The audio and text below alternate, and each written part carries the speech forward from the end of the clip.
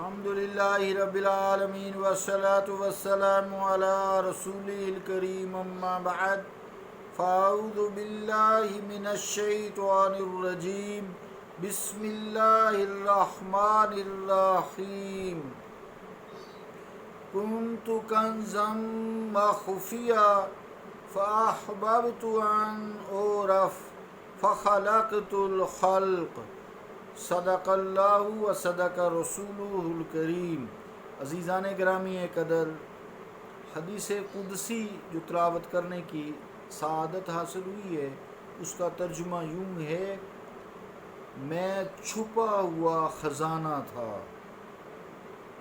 میں نے پس چاہا کہ میں پہچانا جاؤں، پس میں نے مخلوق کو تخلیق کر دیا۔ اللہ تعالیٰ اپنے آپ کو چھپا ہوا خزانہ فرما رہا ہے، اور پوشیدگی یعنی چھپا ہونا اس کو ترک کر کے مخلوق کی جو صفات و ذات ہیں ان کو عطا کر کے اللہ تعالیٰ نے اپنی صفات اور ذات کا اظہار کیا ہے۔ تو اس حوالے سے پھر مختلف شعراء نے، نثر نگاروں نے مضامین لکھے ہیں اور اس محبت کو پایا ہے، ان صفات کو دیکھا ہے اپنی دل کی آنکھوں سے۔ اس حوالے سے ہم نے کل شعر یعنی ربائی یہ پڑھی تھی سید امجد حیدرآبادی رحمۃ اللہ علیہ کی، کہ جب اللہ تعالیٰ نے صفت پوشیدگی ترک کی اور ظاہر ہونا پسند فرمایا، مخلوق کو تخلیق کیا حدیث قدسی کے مطابق۔ اور اس شعر میں بھی جو ہم جس کی تشریح کر رہے تھے، یوں ہی مسئلہ ہے: نمود اپنا جب کنز مخفی نے چاہا، نمود اپنا جب کنز مخفی نے چاہا، فاحببت ان اعرف اس نے سنایا، تو وحدت نے کثرت میں جلوہ دکھایا، مگر ذات مخفی کی مخفی رہی ہے۔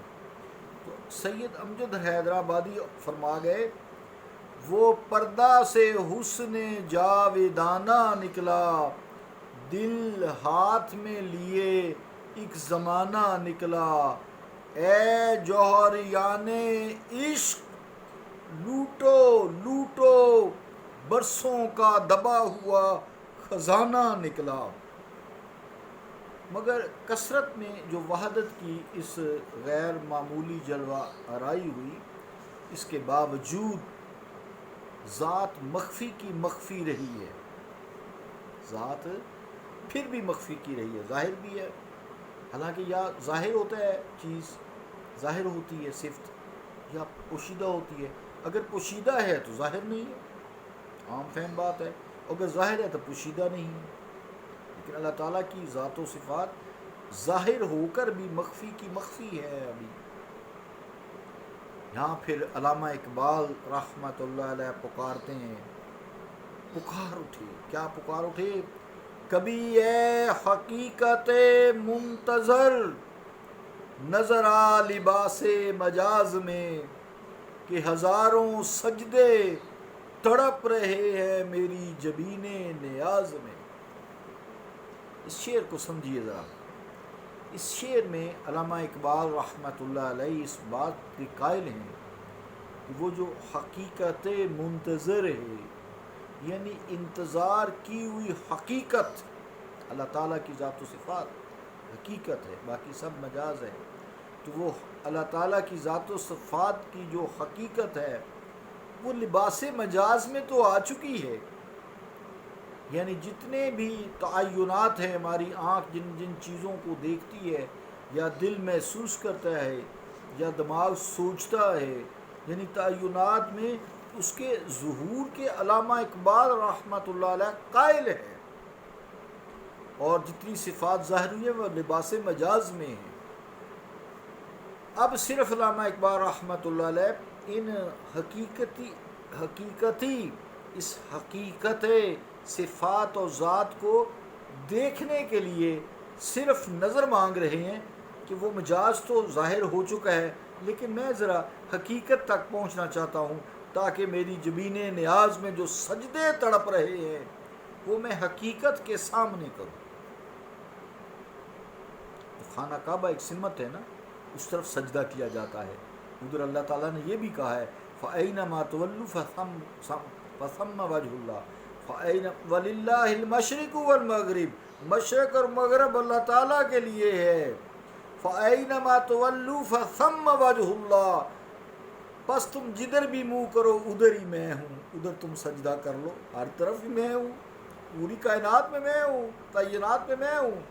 تو علامہ اقبال نظر مانگ رہے ہیں کہ اے حقیقت منتظر نظر آ کبھی لباس مجاز میں، اے انتظار کی ہوئی حقیقت کبھی آ جانا ایک دفعہ لباس مجاز میں آ گئی ہے تو، حقیقت بھی آنکھ دے میں تاکہ تجھے صحیح ڈائریکٹ دیکھ سکوں۔ نظر مانگ رہے ہیں اے حقیقت منتظر نظر آ کبھی لباس مجاز میں، کہ ہزاروں سجدے تڑپ رہے ہیں میری جبین نیاز میں۔ دوسرا ہے در بادا نشارا نگرم آ نظر بدا، یعنی شراب طہور کی، ویسے بات تو ہم یہ کر دیتے ہیں شراب کی، لیکن مراد شراب طہور ہوتی ہے۔ فرماتے ہیں شراب طہور کے نشے میں تو میں دھت رہتا ہوں، لیکن وہ نظر دے وہ کیا بلا ہے جو مجھے منزل مقصود پہ پہنچاتی ہے، اور میری منزل مقصود جو ہے اللہ تعالیٰ کی زیارت میں، اللہ تعالیٰ کی شان و صفات میں کھو جانا ہے۔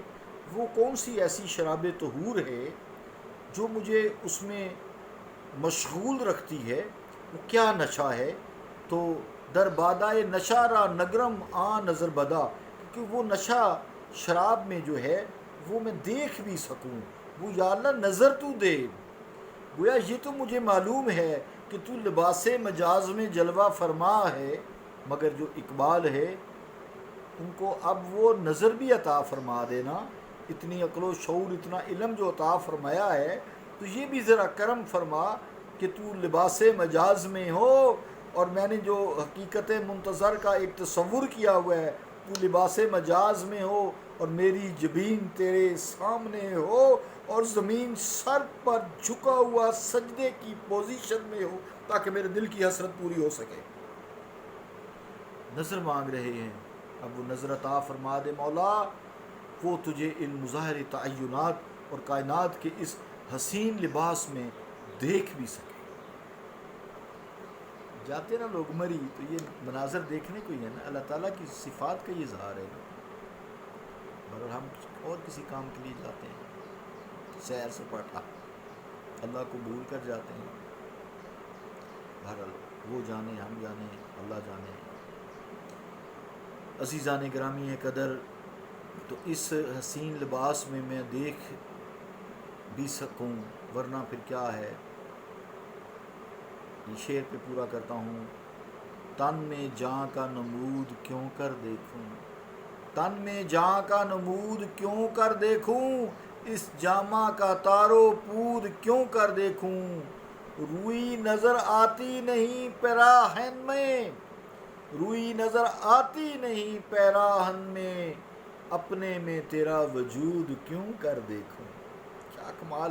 سید امجد حیدرآبادی رحمۃ اللہ علیہ کی یہ ربائی ہے، انشاءاللہ اس پہ کل بات کریں گے، اب اتنا وقت نہیں ہے۔ صلی اللہ تعالیٰ علی رسول خیر خلقہ محمد وعلی آلہ وصحبہ اجمعین برحمتک یا ارحم الراحمین۔